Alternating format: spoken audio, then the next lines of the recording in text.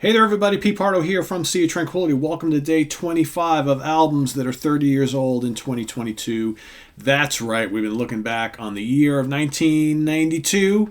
30 years ago, we're picking our 31 favorites from the month, or from the year 1992. Here in the month of March, there are 31 days of March. My pick for today, this is a good one. It's actually my favorite from this band. Released June 9th, 1992 for the MCA label.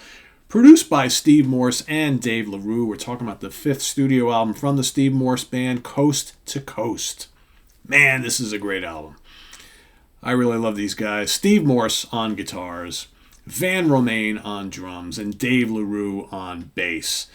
Doesn't get much better than this. This is high energy, instrumental rock and roll.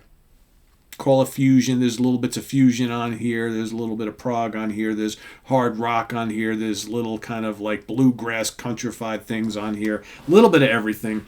36 minutes, 10 songs. It's brief. It's to the point. Every song kicks ass. User-friendly starts things off. It's very user-friendly. Good melodies in that. Good instrumentation. Steve Morse is the guitar god for a reason. Excellent song. Then my personal favorite, Collateral Damage. I mean,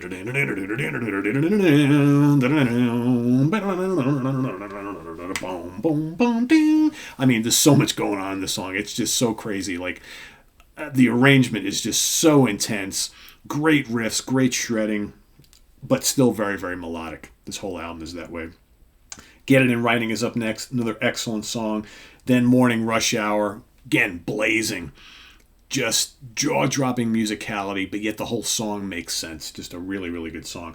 Runaway Train, excellent song. Long Lost is majestic, haunting melodies. Totally dig that. Same thing with the Z. The Z has a really good melody. It's very, very memorable. It's kind of hooky for an instrumental song. Love that. Then you got the mellow, kind of over easy.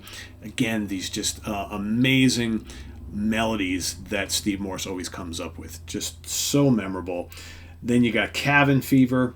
Cabin Fever, another hauntingly gorgeous song that still rocks quite a bit. And then you got Flat Baroque, which ends things off. And that's kind of got this classical feel to it.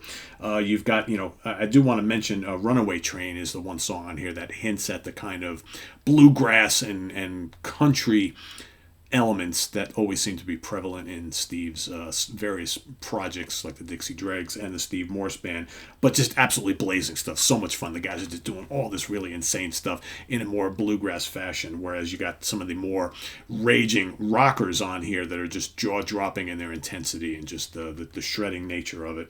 And like I said, Flat Baroque is the last song that has like kind of a classical feel to it. So you got like a little bit of everything on this album, and I think that's, for me, it's a lot of Steve Morse Band albums, right? And we've ranked the whole catalog here before, and most of them I dig quite a bit. But there's something about this one, I think, that just brings everything to the table that was so good about this particular trio, these three guys, when they're working together. And yeah, the introduction is great, and Southern Steel is great.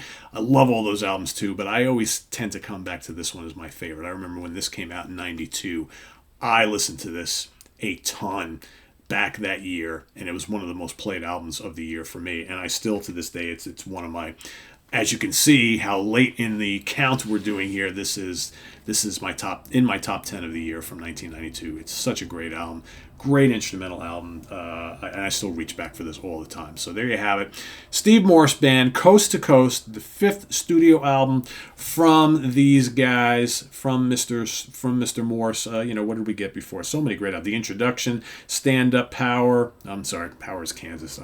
Introduction, Stand Up, High Tension Wire, Southern Steel. Those are the albums that came before it.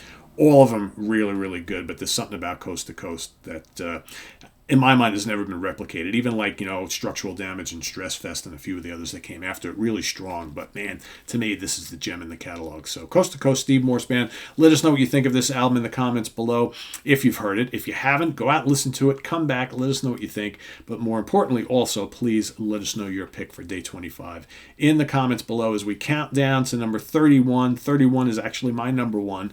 So we're like I always do in these particular shows, the back end of the month are always my top favorites, even though I love everything I'm talking about here this month. And then, but when the month is over, we got a new monthly program coming at you, something a little bit different. We're going to move away from this whole yearly thing for a while. I feel like I've been doing this for the last 4 or 5 months, and I think I have. So I need a little break from it. So we're going to move on to something else. Spring is coming. I'll leave you with that. So visit us on the web at www.seatranquility.org. We're on Facebook, we're on Twitter, of course, we're here on YouTube all the damn time. Stay tuned. We've got Martin Popoff and myself right around the corner.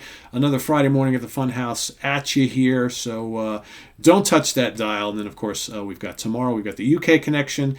And on Sunday, we've got album homework assignment. So lots happening here on the channel. Do want to make sure I mention we've got no Hudson Valley Squares coming up on Monday. So we're going to take a break from Hudson Valley Squares for just 1 week. I'm going to see Sebastian Maniscalco, Maniscalco, however he says his name, the great comedian, playing up in Albany. So my wife and I are going to go up and check that out. And just the schedules are too jam-packed, and we weren't able to record a Hudson Valley Squares segment at another time and air it on Monday. There's just too many folks away for the weekend and busy doing other things. So we're just going to take the Monday off. You may get some special little program from me on Monday night as a fill-in. I think I'll definitely give you that, so at least you'll have something to watch. So in its place. And then we'll be right back at you the following Monday with the Hudson Valley Squares.